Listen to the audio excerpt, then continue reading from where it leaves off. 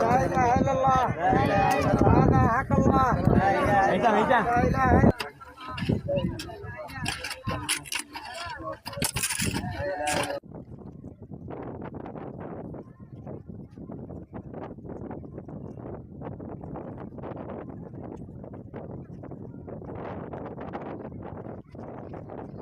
قضية هيثم لوحدها، القضية قضية عامة واجتماعية كاملة ورأي عام أكبر مما يتصور الآخرين.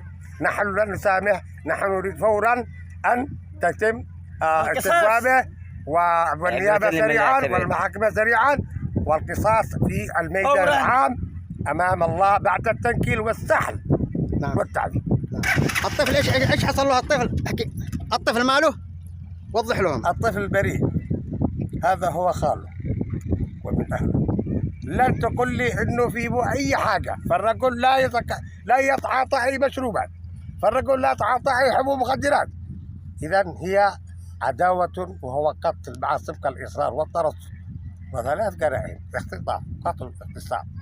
والان نريد، والقضيه ليست قضيه هيثم لعالو، ونكررها وسنقف ضد كل من يقول لنا الله المستعان او كلمه تقول هذا الرجل. يلا جزاك الله خير. اسرع وقت. عاقل عقال مدينه المخاض.